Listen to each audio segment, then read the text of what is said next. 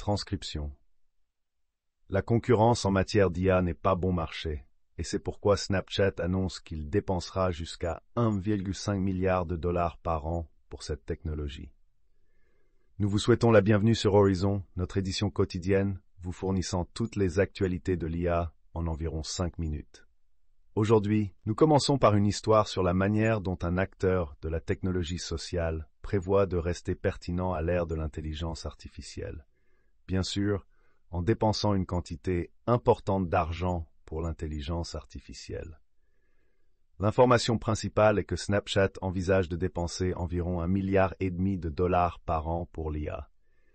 Cette information provient d'une interview de Bloomberg avec le PDG Evan Spiegel, où il a déclaré que nous avions reconnu que nous étions en retard sur le plan de l'apprentissage automatique, ce qui se reflétait en partie dans les performances de l'entreprise.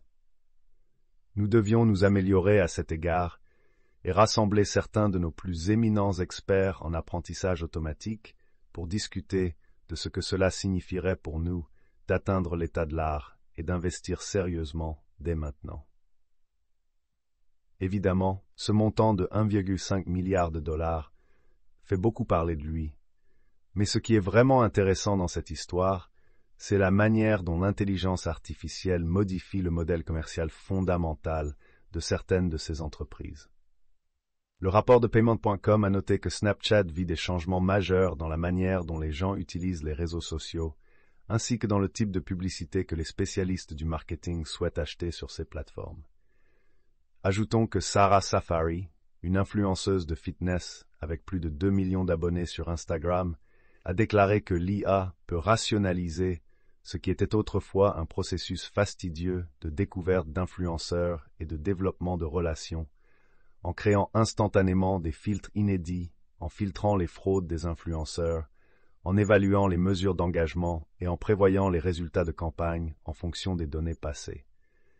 Cela signifie que les campagnes peuvent être mieux ciblées, évaluées et finalement menées à grande échelle. Passons maintenant de la Chine au Royaume-Uni.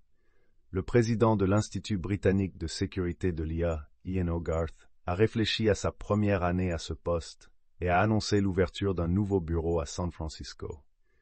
Ian écrit « Il a passé 1 an depuis ma nomination à la présidence de l'Institut britannique de sécurité en matière d'IA. L'expansion à San Francisco marque une étape essentielle qui permettra au Royaume-Uni de puiser dans le riche vivier de talents technologiques de la région de la baie, d'engager un dialogue avec les plus grands laboratoires d'IA du monde, basés à Londres et à San Francisco, et de consolider les relations avec les États-Unis pour promouvoir la sécurité de l'IA dans l'intérêt public.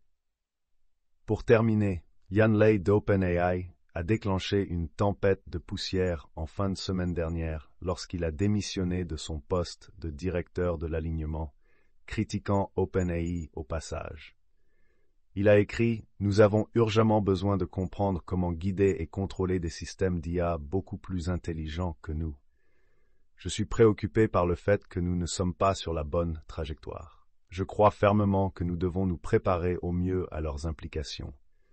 Seule cette préparation peut garantir que l'AGI profite à l'humanité tout entière. OpenAI doit devenir une entreprise qui priorise la sécurité. » Cela conclut notre édition quotidienne sur Horizon. Restez avec nous pour l'épisode principal.